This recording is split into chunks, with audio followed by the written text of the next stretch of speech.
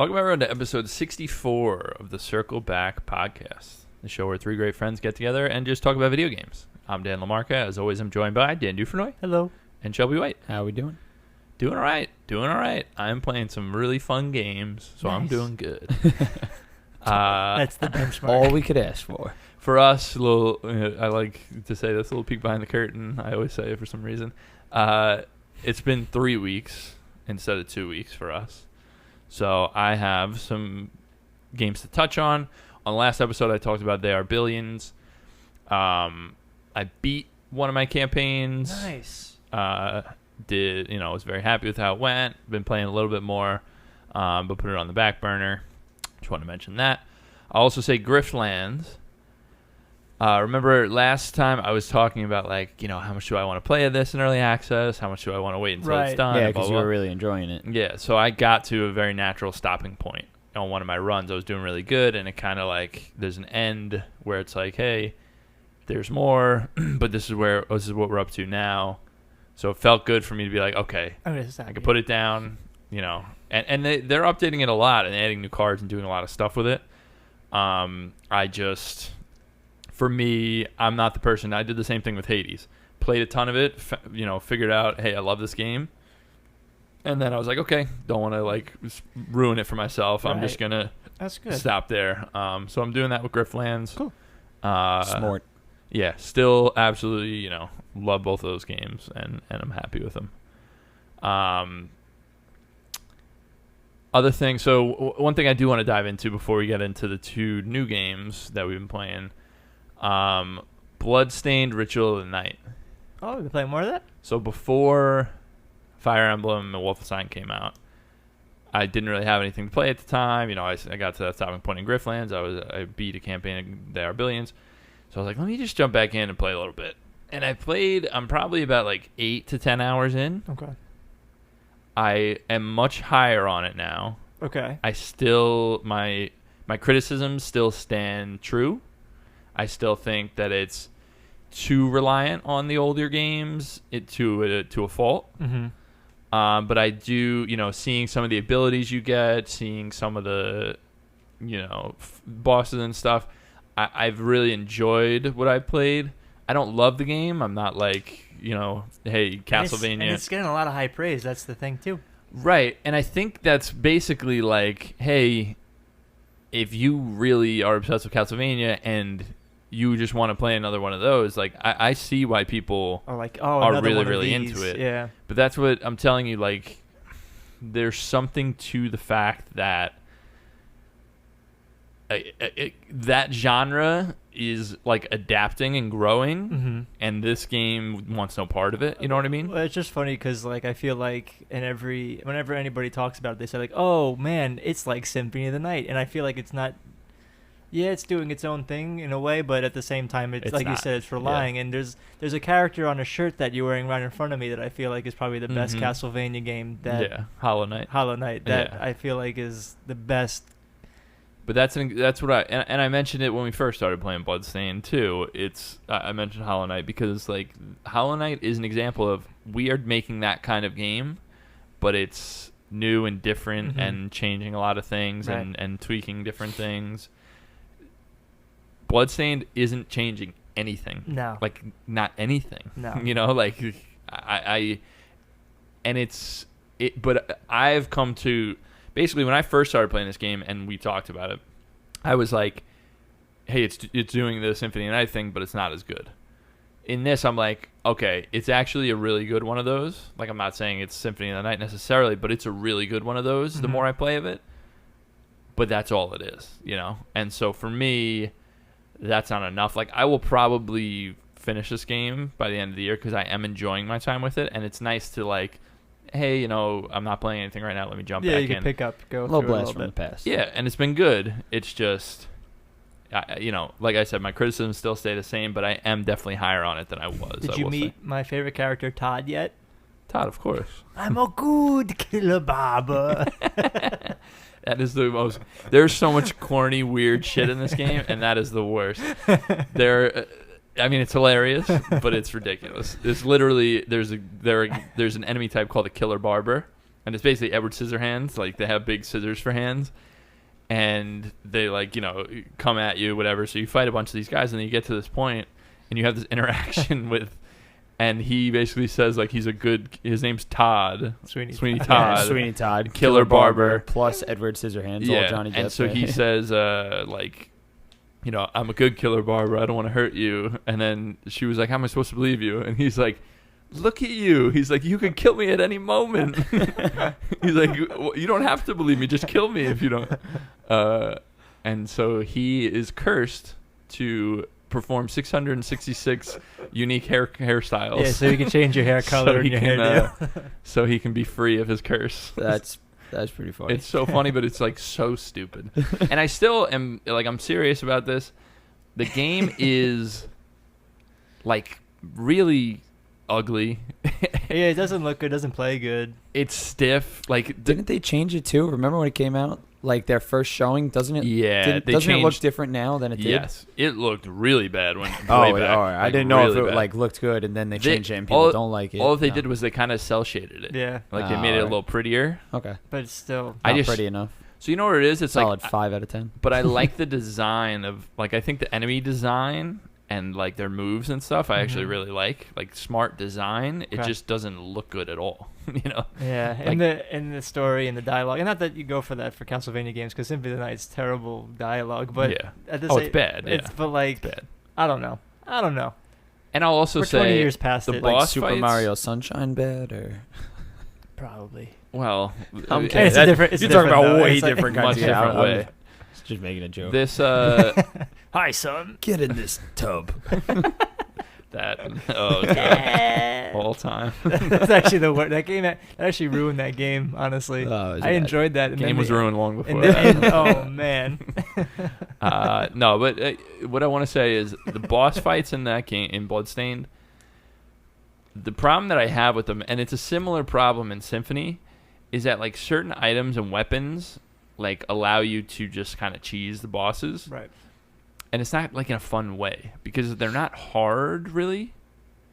So like rather than like learning the pattern and like dodging and stuff, like I find myself a lot of times just like running up to them and just hitting them, right, and taking a hit, yeah, and then moving back and then hitting them. Like it's just not enjoyable. Like the boss fights I have not found particularly fun. Yeah, no, neither have I, and I wonder if it's just honestly been, I don't know. I feel like Symphony if it's just has been a lot of that issue too, though. I will say they have a lot of bosses in Symphony of the Night, and some of them are just like, hey, I'm just gonna slash this guy a bunch and it's over. And then you're good. And some of them are unique, and you have to do certain thing. Like it varies, but yeah. I found that in Curse of the Moon, Bloodstained, is that what it's called? Curse of the Moon? Ritual of the Night. No. Curse. Oh, the original one. Yeah, I'm sorry, the one for Curse that of was the last Moon, year. right? Yeah. I'm sorry. No, that's fine. In that one, I feel that the boss fights were like fun and unique, and you had to original Castlevania, and it reminded me more of like a Shovel Knight, where Shovel Knight takes Castlevania and those kind of games and takes them forward. Yeah. Curse of the Moon kind of felt like that. This I feel feels like it's just like it's exactly what it is. You know what I mean? I think it's a problem. We're 20 years past Symphony of the Night, and that's what I'm saying. Like that doesn't make Symphony. That's not me looking back and saying, "Wow, Symphony of the Night is not good anymore." It's me looking back and being like, "That game is allowed to be in a time capsule because it came out at that time." Well, that's the thing. If this game came out today, if you took Metal Gear Solid or Ocarina of Time or the original Mario, put it out today, and like you put it out today, you'd be like, "What?" But like.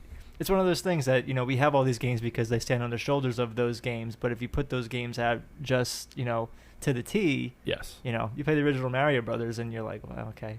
But yeah, and there are certainly exceptions to that. But I think in general, you can still look back on a game and say, that's an amazing game. And I'll play it today. And I still, I played Symphony of the Night 2 years ago or something and was like, hey, this game fucking rules. Like, it's awesome. But it's also you're factoring in the fact that it's 20 years old, right, and you're going back and playing it. Right. Whereas when this game comes out now, there's no excuse. You know what I mean? Like there's no rationale that you can say like, oh, that's why this game is very stiff and janky and whatever. But yeah. Honestly, this is what I'm saying. I now put this game like, okay, I enjoy it. It's a good game. if it was super polished and felt really good and whatever, I might be talking it up a lot more. But all of its low points kind of detract from the things that I do like about it. Yeah, agreed. I'm with you on that one. So that's Bloodstained Ritual of the Night. Now we have 2 games that have come out since our last podcast that we have played quite a bit of. Mm-hmm.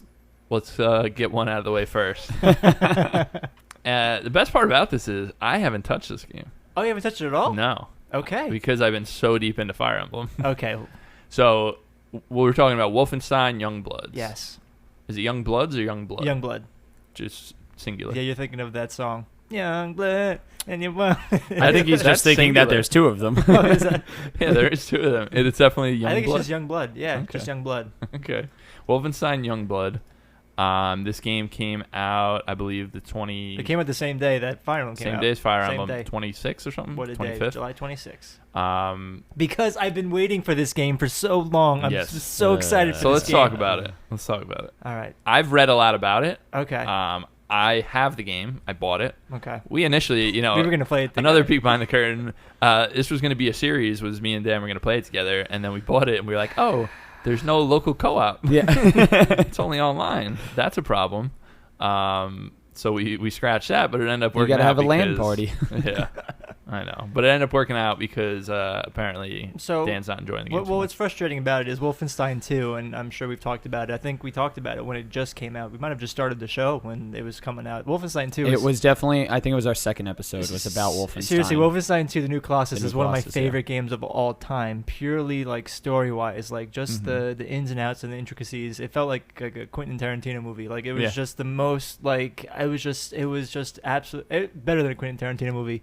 It was just so like I can't even describe like the moments and the story beats of that game. And so I was so hyped for Wolfenstein Youngblood, and everything that I love. So this is what I've blanket statement. Everything that I loved about Wolfenstein 2 is missing from Youngblood, and everything that I didn't like about Wolfenstein is heightened That's not a in good sign. Youngblood. Yeah, that's not a good sign. So So the only things these have in common are a good name. yeah.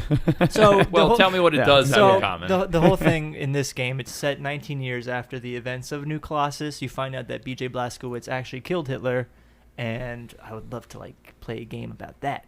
But anyway, I have a feeling we're gonna get that game. So anyway, so he kills Hitler, and now he's like in hiding. And you see in the beginning, and this isn't spoiling anything, in the beginning, he's training his 2 daughters to fight just in case there's another Nazi invasion, but he goes missing. So the daughters they deduce that he's locked away somewhere, this place called Lab X in France. Like captured, locked away? Like he's captured. They don't okay. know where he is. The Nazis found him, and all the training that they've done, it's like time to go find their dad. So they go to Paris, Nazi-occupied Paris, to find their dad, and that is it. That is purely the story. And I've gotten far enough now. How far in are you? How far would I mean, I don't know, maybe if I say maybe 12, 15 hours Really? into it. Yeah, I didn't think it was that long. So this is why it's that long. So this is what's wrong with this game. It's really, really frustrating. So first off, the story, and I've even read up on the story, there's not much more to it than what I know. Mhm. What was cool about Wolfenstein 2, The New Colossus, is there's this main world hub where you meet all these characters, and Yeah. each of these characters have these really interesting backstories and all these interesting, quests for you to do. This game has none of that. They just throw you into, there's this hub, there's this lady and her husband or lover, whoever, who are running it. I won't spoil anything that happens with Mhm. them, but none of them are interesting. None of them are intriguing. And I hate to say it because I wanted to love this game so much. I don't even think B.J. Blazkowicz's daughters are as interesting as they could have made them. I feel like they could have really done something so much more with them, but they kind of just turned them into this. It's the 80s, and they kind of just turned them into these sort of 80s incarnate. remember Michelangelo from the Ninja Turtles? Like, they tried to make him like that, where, they're just like, hey, dude, come on, let's go in there and get them cowabunga, like, just things like that. And it kind of doesn't, I know they're going for the 80s, but it kind of doesn't gel well with at least what I was expecting Right. From New Colossus. So the reason why this game's taking so long is when I say it heightens the issues from previous Wolfenstein games are, the combat's cool. Yeah, there's a lot of guns, but what they do now is there's these sort of checkpoints in that you can't do a mission until you level up to a certain point. Mm-hmm. So it's really frustrating when you first start the game and you got to find out about this place called Lab X. And what happens is they say, okay, well, you got to become level 20 in order to even do that. So you got to do all these random side missions that are all the same of you just running into an area, Really? shooting a bunch of enemies. Do you have to do the same mission over and over again, or is it? Each mission feels like the same mission But it's over not. and over again. It's not actually the same. It's not mission, actually the same mission. But One it's- mission will be like, oh, can you go into underground and release. But it seems like the same thing. Like no matter Exactly. what the situation is. See, that's because it kind of sounds like I wouldn't have a problem with, hey, you need to be level 20 to get this information or go further. I wouldn't have a problem with that. Okay. But if you were doing the same type It's of the side same mission, sort of like thing. that So sucks. it'll be like, okay, so one of our colleagues is trapped in a Nazi-occupied hospital. Go save them, and that happens 1,000 times. And then Yeah. there's 1,000 times. Oh, you have to go underground. The Nazis are putting chemicals into our water. Do that, but you need to do those things In order to level up. Yeah. level up to do a story mission, Yeah. which isn't even interesting anyway. And where it gets That's frustrating. that's the is, real Yeah. problem, because I don't hate it. Like Shelby said, I don't hate the idea of it being like, hey, here are these different missions you can do in whatever order. You just need to get to level 20 to Yeah. do it. And then if the missions are interesting, It's not, but it's not. But also, and that's what's yeah, frustrating. also like you're just saying, like even if the missions weren't that interesting, at least the intrigue of what you want to learn or how to go further, you say is not even interesting that's either. that's the problem. That would totally put me So off. I do as want to well, say, first off, the maps. I like the maps. I like the layouts I of like them? the layouts. I like the very. you know, very- Arcane did some work on this, Yeah, which yeah, are yeah. the people that did Dishonored Yes. and Prey. So it feels like that a little bit, where like the maps Okay. are very, very interesting. There's cool new things that you didn't have from the last game. Like contraptions, you mean? Yeah, so like there's cool new guns and there's cool new abilities. You have this kind of mech suit that you wear. At the end of New Colossus, you do eventually get into a mech suit that can do some of these abilities. but- Yeah, Yeah, Caroline. What's the main girl in the beginning of 2 that gets? She was wearing the suit. Oh yeah, she had the suit. Okay, so Catherine Caroline. yeah, What was her I name? forget her name. Honestly, I could replay that game. Carolyn. I might just go back and replay that game. But Starts with a C That's or the a suit K. you're talking about. That's the suit though, you're right? talking about. Yeah. So you the get, one with it's like little independent. It's like little armor pieces that combine into one so big armor, exactly. and it like moves with you and stuff. yes, Yeah. yes. The older lady. Yeah. Who gets killed. So anyway, What's her name? yeah. So anyway, you get to it gives you these boost jumps and jetpacks and thrusters and all these cool things. The map layouts are awesome, but it gets monotonous where you'll have a horde of like 100 enemies, and you just go in there because there's no way to. Yeah. You can stealth kill maybe 3, and then everybody gets alerted, and you're just mowing them down. It's like what's the what So it would be cool if more of them were like, oh, this one you have to do stealth or something. Just a little switch up from what you're saying. Like Yeah. obviously I haven't played it, but there's a term that I hear for these sort of games. It's like called like bullet sponging or things like that. Where it's just, bullet sponge is when like an enemy just takes a lot of damage. So over okay, and over so again. you're just shooting these enemies, and Yeah. they just keep randomly respawning. And then this is what's even worse is you'll go do your checkpoint, and then when you leave, all those enemies that you destroy just come back. It's just Yeah. constantly respawning enemies. Do where you gain experience by killing enemies specifically, or do you gain experience by completing missions? Like to both, level up. both. So you get experience points, you get money by completing missions, but when you kill enemies, you level up. Okay. And it's one of those things where even if you put the game on the lowest difficulty, which I had to do for Wolfenstein 2, Yeah. on the easiest difficulty, I mean, if you're still not leveled up enough for a mission, it's practically impossible. And the one difference thing is now I haven't been playing with any real person. I play with the AI, so I guess it's kind of fun. Do you get to pick who you play as? You get to pick as you play as. There's really not a difference other than their hair color, honestly. I thought one of them had stealth armor and the other one That's doesn't. maybe I've only played as one. I've only played as the brunette. I believe her name's Jess. Yeah, Jess and Soph. So I've been playing as Jess.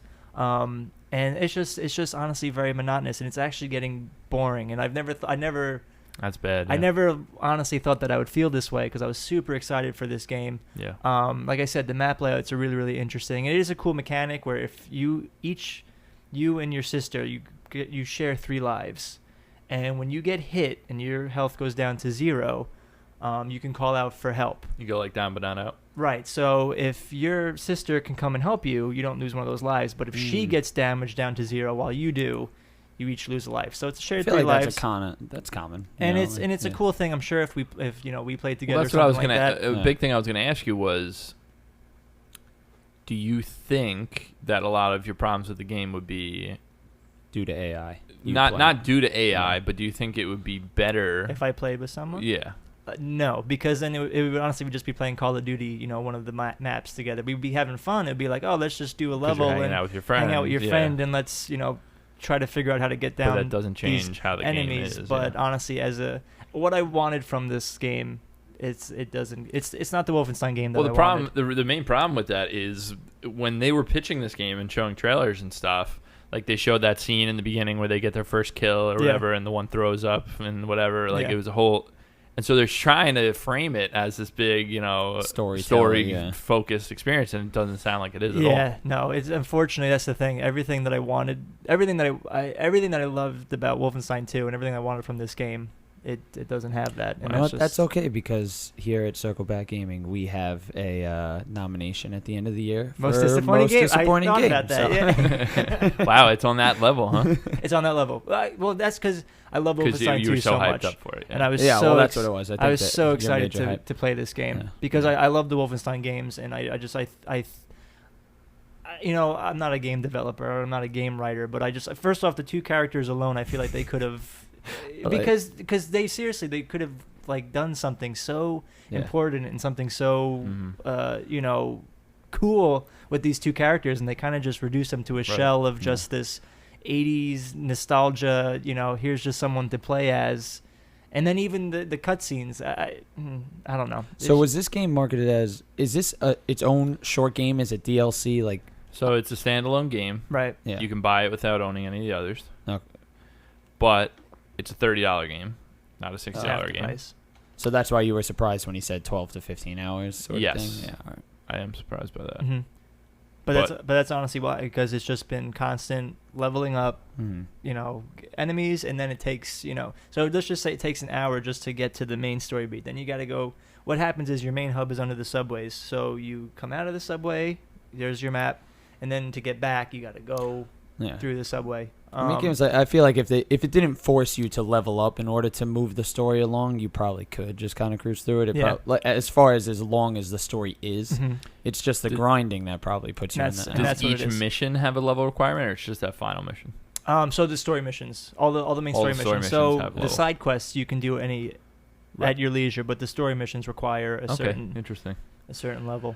Well, that's said here. Sounds like Wolfenstein Youngblood is a big disappointment. It is a disappointment. I'm still gonna. I have to try it. I want you to try it. Not only do I need to try it for my own, curiosity, but even with the scant story details that there are, I need to know this stuff before. So that's the thing the too. Third one comes out. There's a bunch of side missions, and then there's only a few actual story beat missions. But even completing those, at the end of the day, it's just not. Yeah, just not doing it. It's just not doing it. All right. But that's just my humble opinion. Well, I could be wrong. Well, that's Wolfenstein Youngblood. Be curious your guys' opinions. Probably on the next episode I'll have more opinions on that. What you guys think. The reason I don't have any is because I've played 37 hours of Fire Emblem 3 Houses. Oh, wow. I've only played 3. Well, together you guys make 40, and that's a nice even number. I love this game. It's so good. Have you played any other Fire Emblem games? Yes. I really only have extended experience with Awakening. Okay. I played a couple of the older ones just out of curiosity. Didn't play them much. Mm-hmm. Awakening, I played it's in its entirety. I absolutely loved it. That's the one on 3DS that came out 2013. Yeah, not too long 14, ago. Something like that. And then recently was just Conquest Birthright. That was. Yeah, that's. What was that called overall? There was 3 of them. Yeah. Oh shit, that's gonna drive me nuts. My sister's a huge Fire Emblem fan. But yeah, those games I skipped because I had read enough about them that I was like, it doesn't sound like it's doing what I want to do in a Fire Emblem game. But 3 Houses is basically, I'm gonna give you the short and dirty version. It's Persona meets Fire Emblem. And it's and Hogwarts. And yeah, it's Harry Potter, Persona, with tactical fighting gameplay. And that's an incredible combination. And it is so good. It is so good. So there's a lot to talk about with this game. We're gonna talk about it quite a bit right now. I want to say off the bat, Black Eagles for life. They're my goth family, and I love them. They basically, the game in the first hour, there's some silly contrivances that's like, oh, you're now at this monastery, and the head, basically the lady pope of Fire Emblem, she runs the monastery, and she goes, oh, nice to meet you. You are going to be a professor here. Right, and you're like a mercenary, so you're like, okay. Yeah. And you have this awesome dad who is a badass. What the hell? It's so hard to get a teaching job here. What the hell, man? Not in Garrick Mach Monastery. But you basically, they're like, oh, we want you to be a professor. And her right-hand man, Sedith, is like, what are you talking about? You don't even know this person. He has a gun on his back. He's always going on. He's always like the voice of reason when Lady Rhea is like, oh, it's so nice to meet she's you. Like, you are going to be a great professor here. And you don't even know how old you are, and therefore nobody knows how old you are. So you're like, am I younger than the students? Am I older? I have no idea. Nobody knows. So she's going to be the professor. There's this whole thing. But right off the bat, you kind of get to meet these three main characters. Each are the head of one of the three houses, right? So you have Claude with the Golden Deer, Dimitri of the Blue Lions, and Edelgard of the Black Eagles. Mm-hmm. You meet the three of them. You have a little fight to see, stop the bandits. And stuff. And it basically shows off what everyone can do. And then you're kind of forced to choose one of the three houses, right? So you're going to be the head professor of this house, whichever one you choose. And it is kind of a Hogwarts type of thing. So basically what they do is they allow you to have a little meet and greet with all the students. So you go to Edelgard and you're like, all right, let me introduce you. She's like, let me introduce you to all the students in my class. And then you get to go through, and they say little one-liners, and you get to read about them and who they are and stuff. So you don't have much to go on when you choose the house, right? The one that Dan chose, because Dan's playing with his sister. Yes. And his sister thinks Dimitri is cute of the Blue Lions. So she went with the Blue Lions. Adorable little 2D man. Yeah. The best thing, so I texted Dan and I was like, dude, I picked Black Eagles. As long as you pick one of the others, I just want to have a little conversation about what the differences are or whatever once we get deep enough. All right, so that means I have to get the third one? Yeah, you got to go Golden Deer. To be true, though, Claude is actually my favorite. Golden Deer sounds boring. No, they're awesome. I wanted him. They're so awesome. So my sister's a Fire Emblem fan. For my money, this is what I'm going to say off the bat. Everyone's entitled to their own opinion, whatever you want. Golden Deer and Black Eagles are way up here, real close, 1-2. And the one Dan and chose Blue Lions are the fucking cops, and they suck. They're a very militaristic establishment. It's my sister, man. That's funny. Now, an interesting thing. I have to dance around some spoilers, obviously, because I don't know how this game plays out with different houses. I know that if you choose the Black Eagles, which I did. And I didn't know this ahead of time. Okay. There's three main pathways, right? You choose one of the houses, you go down this main story path.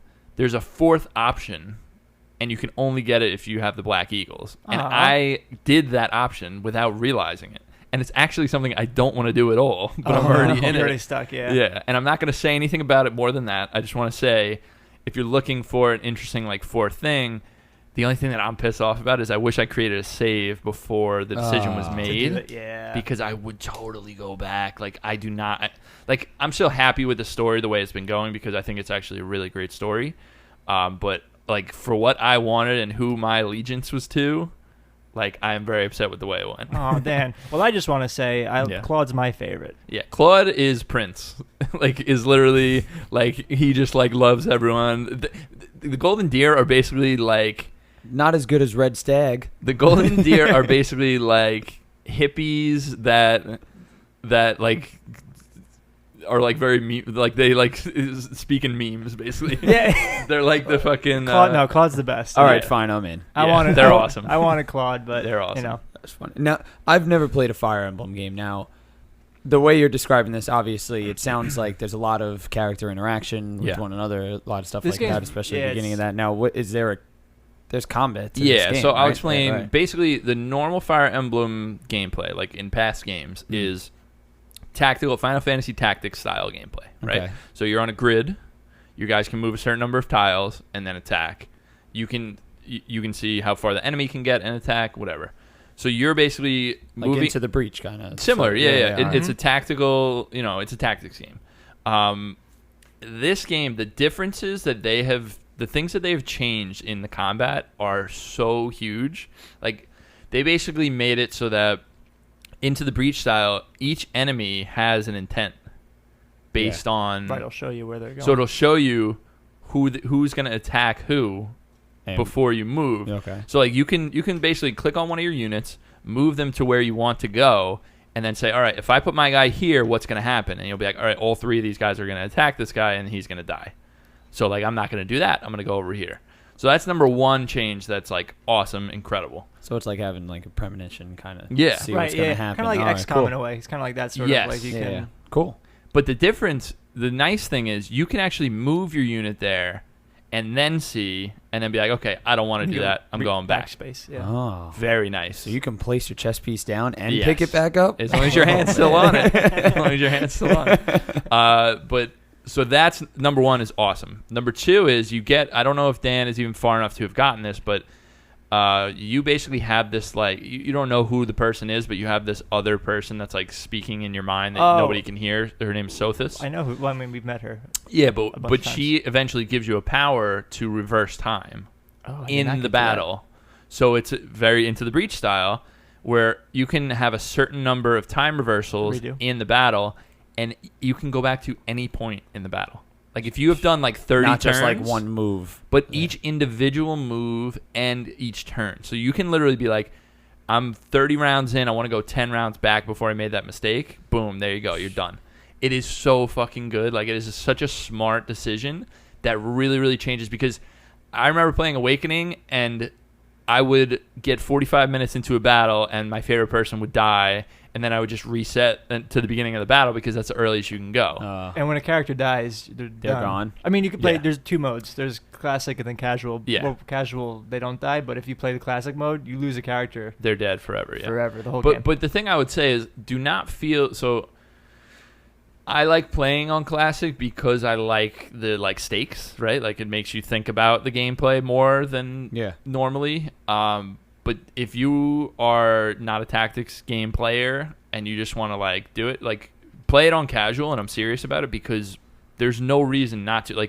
You will still get so much fun, and enjoyment out of doing the combat, and then you get to experience the story. They would still die in combat. They just don't disappear. So they disappear for the battle. Yeah, that's it. They're dead, they're gone, and then they're fine. Now, in the classic mode where they do die, what happens? Does somebody just replace that role? How does that happen? No, they're gone. All their stories, you just go in, everything's the man down. Yep. So eventually, there's so much to talk about that we haven't even touched. Yeah, but I'm sure. Basically, the way this game's broken down is there's 2 different video games. Basically, it's the tactics gameplay, and then it's your professor in the monastery, right? So for that, you get an option on each Sunday or Saturday or whatever it is, and it's like, hey, what do you want to do today? You can do a battle, you can go take care of some bandits. You can basically explore the monastery, which is where you talk to your characters, get to know them, eat with them. Get your relationship closer with them, give gifts to people, recover lost items that people drop. Do you spend how they'll give you time here, you got 10 days, how do you want to spend that 10 days? Is it sort of like this that? One is you have 1 day, okay, and if you're exploring, you have a certain number of action points. Okay, so it'll be okay, if you eat lunch with these students, then that's 1 point down. If you train with Catherine, the sword master, your sword skill will go up, but that's 1 action point. Mm-hmm. So you're kind of running around and doing all these things with the students, and that's a huge part of it. But your other options are, like I said, you can battle on that day to get your guys' levels up. Yeah. Because at the end of each month is like a main battle event. So you want to be prepared for that. So you're basically exploring and hanging out with the students.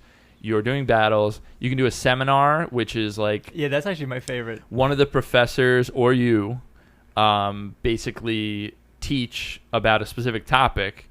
And anyone that has like a certain like ability to learn that or something they will attend, and then they'll get huge bonuses to that stat. It's so funny that this also is like they have nothing to do with one another.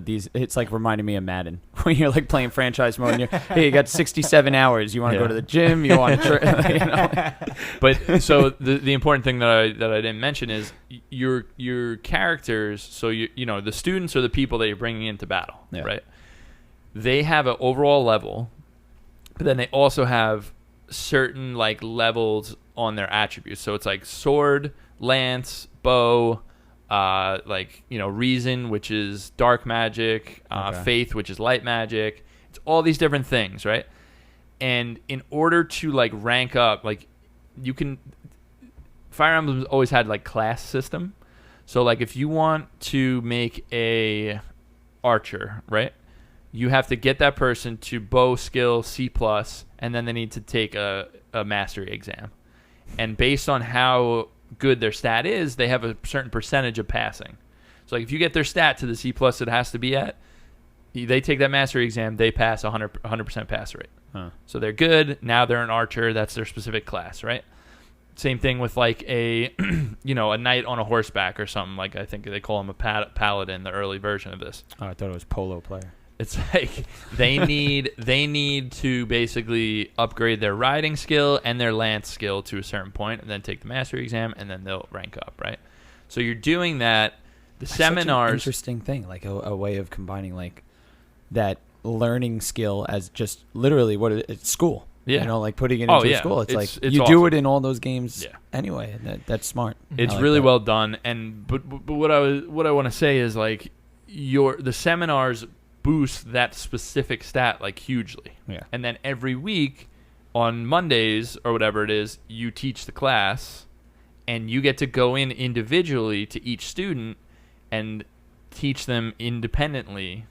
So like you get to pick 4 students that day, or as you rank up, like I have like 7 students I'm allowed to teach in that teaching day, and you pick the skill and like press A on it, and it like boosts it. Mm-hmm. So you have like 4 so you can do like, all right, I want to boost her bow skill twice and then riding skill once, and then that's it for her. I'll move on to the next student. So you're like allocating, you're kind of like min-maxing what you want your students to be good at specifically, to then eventually be a certain class to then help in the battle. What's cool though is like if you like to get more points. So for example, like if you take a student out to like, you know, have lunch with them, or you buy them a gift or something like that, they get like motivation points. So which is what you spend on the teaching. So let's just say like the max happiness. That means that when you teach them, you know, you can, you know, teach them 4 new things as opposed to if they're just, you know, regular, then you only teach them like 2 things, you know, things like that. It's no such thing as normal. So that's why you're rotating between exploring and spending time with the students to get their motivation up. Yeah. And then going to, you know, it really does create a full customization. There's so much experience, you know, which is perfect. You know, so many like cogs just going. Yeah, and the thing that I love is as you get better, like your relationship deepens with the students, you'll get like little vignettes between you and the student, or between student and another student, and like the way that their relationship deepens is if, you know, you spend time with them or do something with them, or in battle if they're next to each other and they like kill someone or get like a good hit or something, their relationship, if they're like close to each other, will deepen, and then it will go to, it'll show this like you go to this little support tab, and you click, you know, all right, who is Hubert, you know, closer with now, click on him, and then you'll see like a scene of them, like something happens. Usually with like the C ranks, it's like, you're an asshole. No, you're an asshole. And then it's like, their relationship is deepened. Like, that happens all the time. Bro mode. It cracks me up because, like, these people hate each other, and it's like, they're now closer. Similar thing with the lost items. There are lost items all over this monastery. and it's like these are the nobles and like the best, students and whatever, and they're just constantly dropping all their shit. Like it's like, oh, someone lost their like favorite sword here. Oh, someone lost their diary. The scroll of infinite wisdom has been dropped in the corner. It happens all the time, and it's just so fucking crazy. Oh, man. But yeah, I fun. mean, the good thing about this game is those little character moments are so good and well done. And then the overarching plot is actually it's like a really interesting mystery is like how I would describe it. Like there's a lot of like what's going on with your main character, what's going on with this monastery in general, like what... Who am I? Yeah, you're kind of asking a lot of questions. It's really, really well done. The other thing I wanted to mention about the battle system that they changed is it's no longer a rock, paper, scissors thing. It used to be like bows are good against... lances are good against swords, and swords are good against bows. Now it's everything is there are specific things that might do more damage against certain units, but that's usually tied to a specific type of weapon. Like you'll get like a horse slayer lance that's like good against horses, or you'll get like a hammer instead of an axe that's good against heavy armor, like stuff like that. Makes sense. It always used to be like, all right, this guy's this type of unit, let me get my guy over there to do that. Now it's kind of like, hey, my guy's just good. He can take on any of these guys, But yeah, I think overall, I have very little complaint about with this really game. Enjoying it. There are definitely problematic things in it, like any of these kind of games where it's like, hey, why are there only like 2 like same-sex relationships in the entire game? Like it's really weird. Yeah. Like and also, some of the way they characterize some of the the female. I mean, in general, characters. like some of these characters in general are just like, all right, this guy's just a fucking tropes. asshole. Yeah. But the other thing is, it's a little bit weird. So there's a 5-year time jump in this game. That's not a spoiler. Okay. At a certain point in the game, 5 years pass, and then everything changes, right? Before you don't know that necessarily in the beginning of the game, so you're getting your relationship closer with these students, and you're like, is this like getting romantic with the student? Like this is very uncomfortable, like very weird situation. But eventually, you can only do like actual romance after the 5-year time jump when everyone's a little bit older. Still a little weird, the dynamic of a student and a professor, but yeah, I mean, game's not perfect, but for me, it's hitting all the right notes as far as story goes. The gameplay is great as always. I'm just loving it. Yeah, it's a lot of fun. I'm not as far as you are, but I'm definitely enjoying my time with it. Yeah, something that I didn't mention that I love is the recruitment aspect of it. Have you seen any of this? I haven't recruited anybody yet. So you can, in your explore time, right, where you can run around the monastery and talk to students, you can like increase your relationship with students from another house, and they'll say, like, you'll try to hit recruit. Try and convert them? Yeah, and they'll say, like, oh, I really like you. I'd like to learn from you. I'm just not ready yet. And then it'll say, like, this person really appreciates, like, sword and strength. So if you get your sword and strength high enough for the actual professor, then if that person likes you, then you can recruit them to your house. So I have a couple of new people that are from other houses. Cool. Like Felix is in your house normally. He's with me now. Gotcha. Sylvain is also in the Blue Lions, right? Yeah, like Sylvain with the red hair. Yeah. It's supposed to be the job of the sorting hat. Yep. No sorting hat here. I'm the sorting hat. Yeah. But yeah, I have a couple guys that are now Black Eagles that weren't to begin with. And I think that's really cool. Yeah. And the thing that's really interesting about it is when you recruit them to your class, they have support conversations with each other.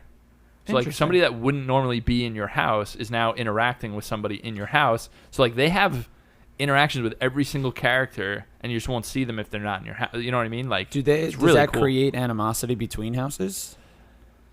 Not inherently, just by recruiting. Okay. Especially, no, not really. I'll leave it at that. Yeah, okay. No. But yeah, and then like I said, at the end of every month, there's a big main battle. And it kind of advances the A plot and what's going on, and some crazy shit happens. I mean, especially in my Black Eagles playthrough, like there's some dark stuff happening in this game, like really dark stuff that's really interesting. And I'm curious to hear as you get a little further on with the Blue Lions, what your experience is with that. I just watched Black Eagles is definitely the best name. I just gotta Claude was my guy. Just saying. I just want that to be clear. You know, your sister, I don't know why she has anything against Claude. She should have went with Claude. No, because she thought that, She liked the blonde. She likes the blonde guy. It's funny that between Lions, even though we're obsessed with Prince, honestly, like obsessed with Prince. We have every album Prince ever made. You blew it. We've seen every Prince. We've watched Prince's movies. I should have pitched. I don't even want to talk about those movies. They're terrible, but we watched them. I should have pitched this because I think Noel would have maybe. We might have to do another file. Might just accidentally delete this file. Like, oops. Sorry. Yeah, I think that's mostly what I want to talk about Fire Emblem. There's a lot more stuff going on. I mean, in the Explorer area, there's a greenhouse. You can plant crops and then end up harvesting them. You can go fishing, catch fish. Like, there's a lot to this game. Yeah. But I think we hit the main points and what I think makes it really, really special. Cool. So yeah, like I said, I mean, I think my save is 37 hours. I'm past the 5-year time jump. It literally 35 hours is when it happens. And then there's another blip, right? And then there's another 30 hours after that. Long games. Cool. Yeah, I'm really excited to continue playing and see where the story goes. All right. That's Fire Emblem 3 Houses. So I think that's it for games. What we've been playing. We're gonna move into some news. Unfortunately, there is quite a bit of very sad, very depressing, very angering news. But first thing I just want to say, since I don't have a huge opinion on this because I don't watch a lot of streamers on Twitch. We were just saying the same thing before too. Yeah. But I will say Ninja switched. He's one of the biggest Twitch streamers. He switched from Twitch to Mixer, which is Microsoft's streaming service. The details of the negotiation or whatever are obviously not released. I assume they backed up the Brinks truck to him and said, take whatever you want. Because that's this guy makes a lot of money. Yeah. I heard that when he switched, like that whole thing, I know a lot of people were pissed, but I heard his first Mixer stream was like his most watched thing ever. Wow. So, yeah, it wasn't his most watched thing because he played Fortnite with Drake. And that was like really like he had like over 1 million like. He just did one with Jack Black, Jablinski. Wait, really? He did one with Jack Black. He did one with Jack Black. I saw Jack Black did one with PewDiePie. I don't know if they played Minecraft together. Okay. Isn't that PewDiePie? Oh, maybe he did it with PewDiePie. Oh no, he Jack was Black calling out Ninja. He was calling out Ninja. Oh, that's yes, what it was. Okay. Sorry, yeah. Jack Black played Minecraft with PewDiePie. He played with PewDiePie. And like blew up his house or something like that. Stupid. What are you doing, Jack Black? Be better. Yeah, PewDiePie's the worst. PewDiePie I know exactly what he's doing. He is on YouTube promoting the shit out of Jumanji, and guess what? It's working. It's working, honestly. Jablinski. Yeah. PewDiePie, we don't like you. No. And Ninja has said some things too that I'm not a huge fan. But we don't like you either, Ninja. I don't think he has any real like bad. I don't think he's intentionally doing anything bad. But yeah, it's big news, especially for a lot of people that watch a lot of Twitch streams. But yeah, I mean, it's a big move for Microsoft. I'll tell you that. Yeah, for sure. I have a feeling that they're going to want him to stream the new Halo game when it comes out, and that this kind of set up for that. Guys, we need to get on this. We need to make some money. They're thinking ahead, man. They're thinking ahead. Yeah, I hate to tell you, I don't think that's in the cards. But yeah, just wanted to mention that before we get into the bad stuff. First thing, obviously, there were a couple of mass shootings this past weekend in El Paso and Dayton, Ohio, right? Mm-hmm. Terrible tragedy, obviously. Thoughts go out to anyone involved, families and everybody. But that, of course, spurned on a nice thing that people like to do is deflect from the fact that they don't want any gun control, that they decide to blame video games. So basically, our President Trump, said, "We must stop the glorification of violence in our society. This includes the gruesome and grisly video games that are now commonplace." And then Kevin McCarthy, House Minority Leader, started really going in on video games, talking about how they dehumanize individuals and blah, blah, blah. We've heard this before millions of times. All the time. It is so fucking stupid. And the best way to show you, there's this awesome little chart. I'm on Vox here. I saw actually Reggie Fils-Aimé. I saw this too. Share this on Twitter. There's this chart, right? And it shows video game revenue per person estimate for 2019 correlated with violent gun deaths per 100,000 people in 2017, this is. Japan, number 1 for video game revenue, basically has 0 violent gun deaths per 100,000 people. South Korea, second most in video game revenue per person estimate, basically 0 gun deaths. USA, third on the list, with 4.5 violent gun deaths per 100,000 people. It's almost 500,000 people. Yeah. And then every single country after the fact is 0, right? basically 0. Yeah. You got Canada has a couple less than like 1 for everybody else. 0.5. France is 0.3, whatever. Italy 0.4. And I mean, I don't know how many times they have to bring out research talking about how... Yeah, no, the issue is obviously in the fabric of the laws and the systems. Yes, it's not. It's very clear. It's very obvious to anyone with a brain. But for some reason, I mean, not for some reason, people need a scapegoat. That's not the thing that they want. You know what I mean? Right. So it's easy for people to play the blame game. And unfortunately, the industry that we love and always try to build up is the one that always gets blamed. The interesting discussion is always a violent video game for a specific person can, of course, be a factor in something that they want to do, right? Mm-hmm. Just like a movie, just like music, a book. Right? You just hear about like Charlie Manson with the, Helter Skelter and the beat. I mean, it's the same, you know. So it's a lot of, but the real thing is, when you're looking at it as a whole, mm-hmm. and you're saying we need to stop violent video games, you're missing the point, right. Obviously. Like, you're missing the point on 100 different levels, and it's just pathetic that this keeps coming up. It used to be fun to laugh at when they had Mortal Kombat in, like propped up in front of everybody in the government, and saying like, look at this, isn't this brutal? And it's fun to laugh at. And like, now it's not fun to laugh at because it's just like, enough is enough. It's just like insidious to try to place the blame on something that is just completely... It shows the ineptitude of our leaders and what's... I just got a Google thing today on Google News. It was like that Walmart is going to stop advertising violent video games, yet you can buy a shotgun in the back of a Walmart. Exactly. Yep. Exactly. That's people just missing the point. Mm-hmm. You still buy guns there, but you can't play video games with guns, or you can't show video games with guns. That's crazy. They're practically in the same section, probably. There's like one section. It's really depressing, and it just sucks. It really sucks. There's no other way to put it. Boo these people. Yeah. Another terrible, terrible situation is the ESA.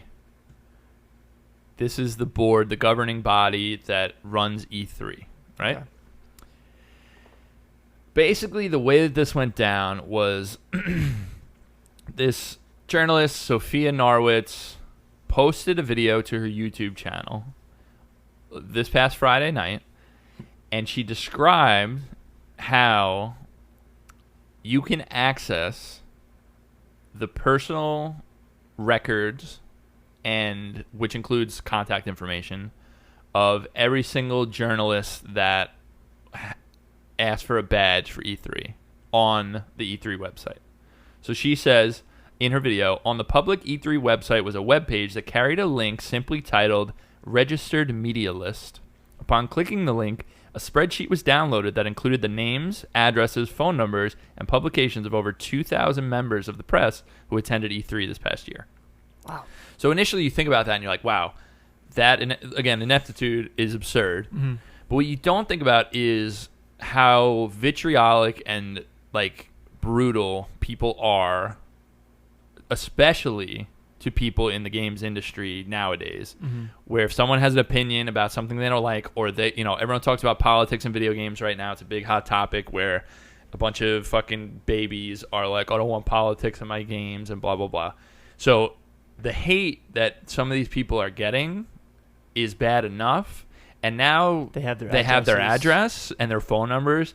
So I know numerous journalists that had hundreds of text messages that night. That's ridiculous. Had people like text, sending specific threats like, I'm driving outside of your house right now, and blah, blah, blah, like terrible things. All because the ESA is that pathetically terrible. And it's so embarrassing that something like this could even happen.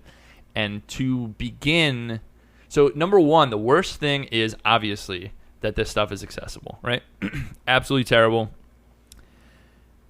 The irresponsibility of this person, Narwitz, to post that video explaining how to do it, it just boggles my mind. Like, how do you not know better than to do that? Because then it blew up from there, and then before they could even do anything, they were like, people were already finding everybody's info, and it was out there, right?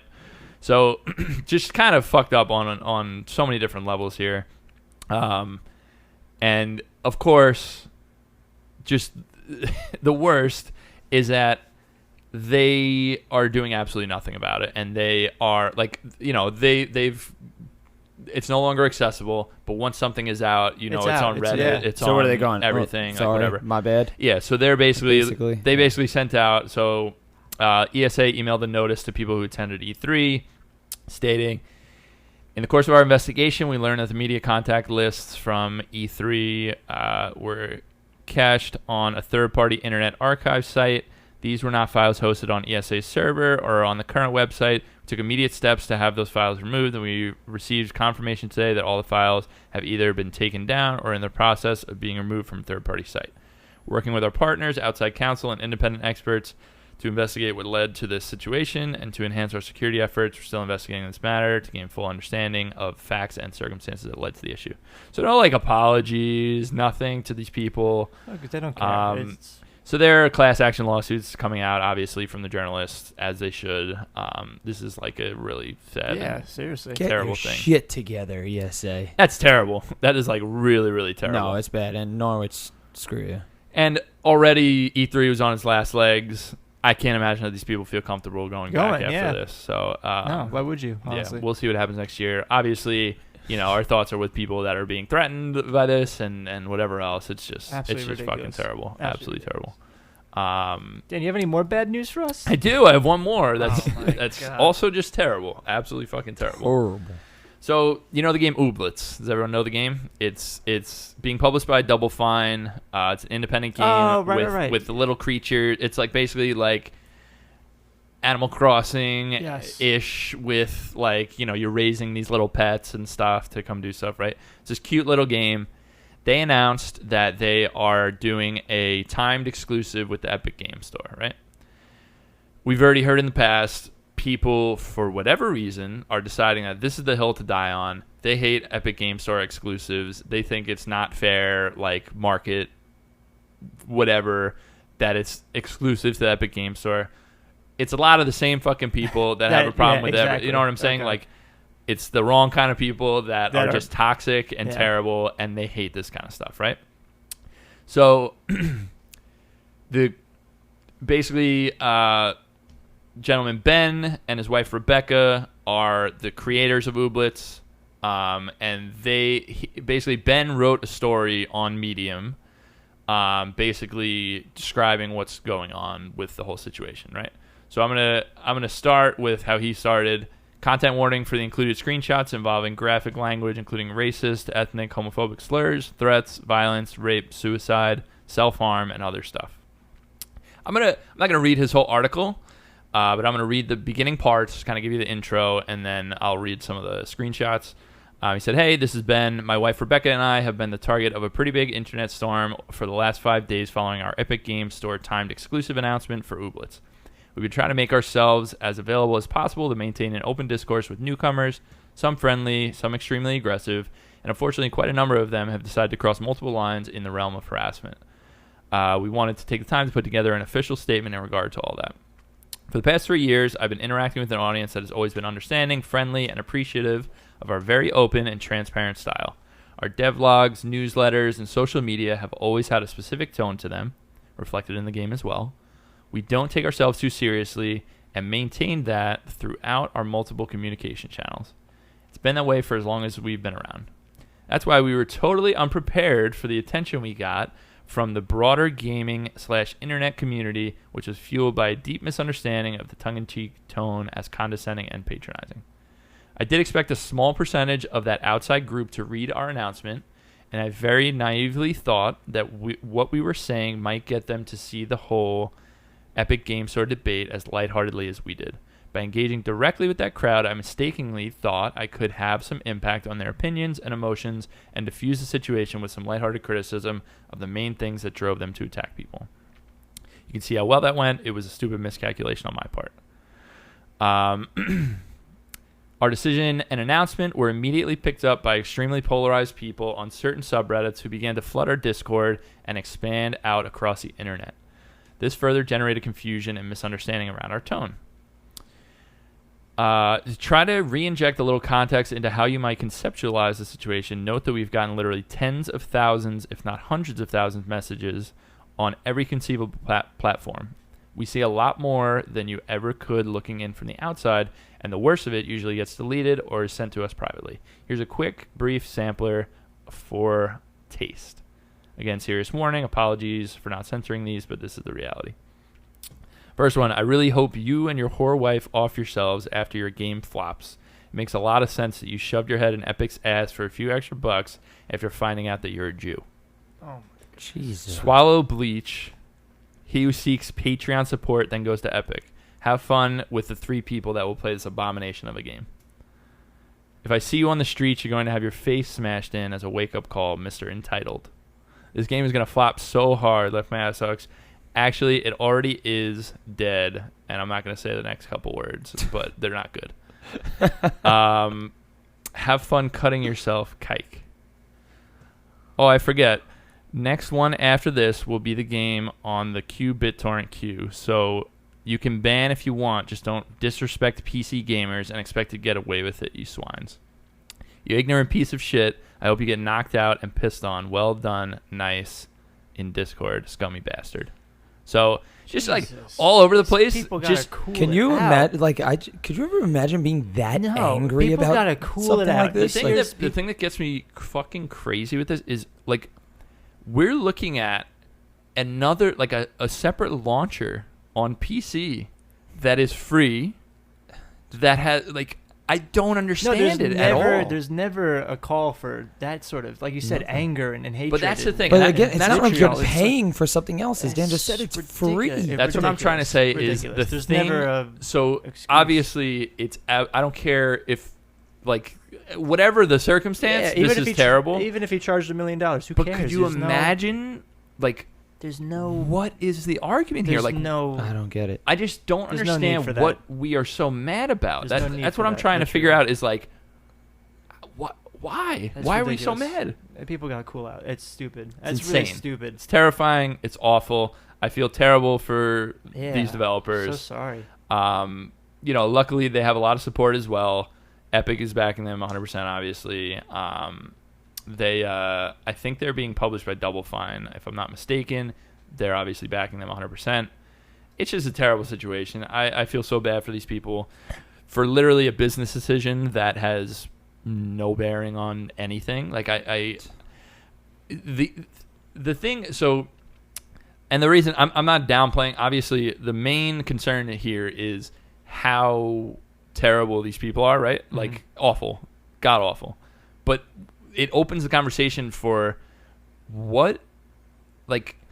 Are you that in love with Steam as a platform? Like, who gives a fuck? I don't understand. Like, what are we even talking about? No, it doesn't make any sense. angry It's for not no that you reason. can't stream it yourself still. It's It's not for like it doesn't it's- make any sense. It is just so backwards, and I understand that the Epic Game Store is a newer platform, and it may not be as stable or whatever as Steam, but like, it fucking works fine. Like, I use it for Hades, I use it for Outer Wilds. Like, I'm not talking about the next fucking Zelda game. We're talking about like, but anything. Now the real problem is the people that are sending this were never gonna play Ooblets. No, they're just angry. They were never going to play this game. No, they just want the attention online. But it's not even that they want the attention. They're it's like a power angry thing.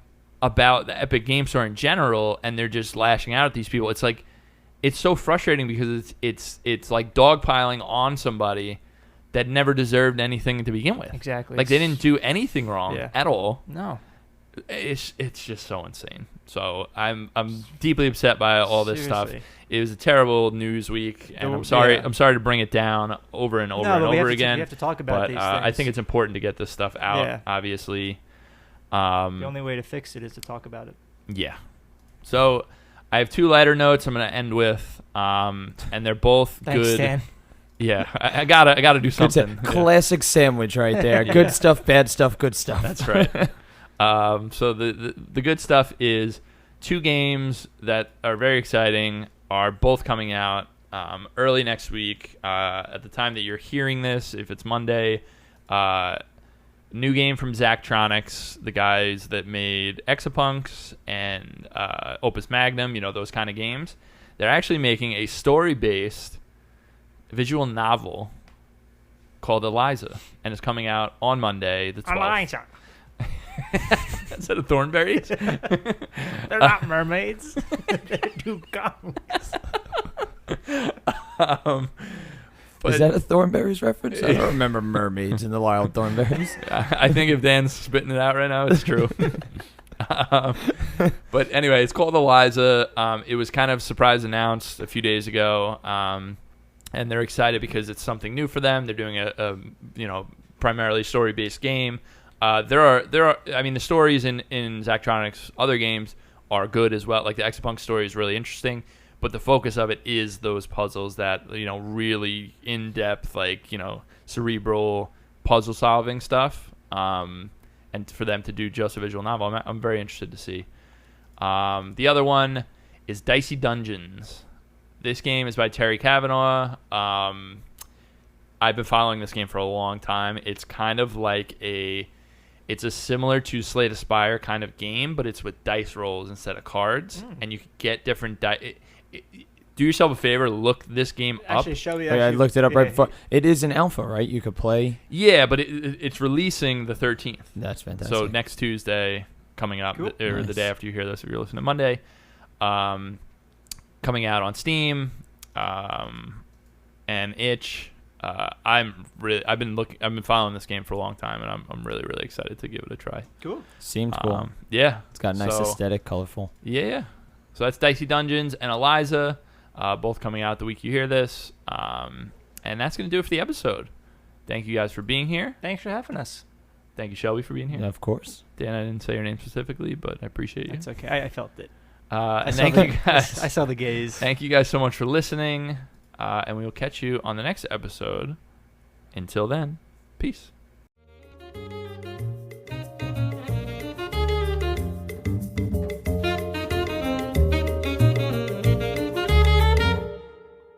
Hey everyone, thanks so much for watching and or listening. Just here to remind you that you can find us by searching for Circleback Podcast or Circleback Gaming on any of these podcast services: Anchor, iTunes, Google Podcasts, Spotify, Breaker, Pocket Casts, Radio Public, or Stitcher. By God, I'm out of breath because of all these podcast services, but you can find us anywhere there. Also, you can find our video version on YouTube by searching Circleback Podcast or Circleback Gaming, and the rest of the videos we do. Thanks, guys.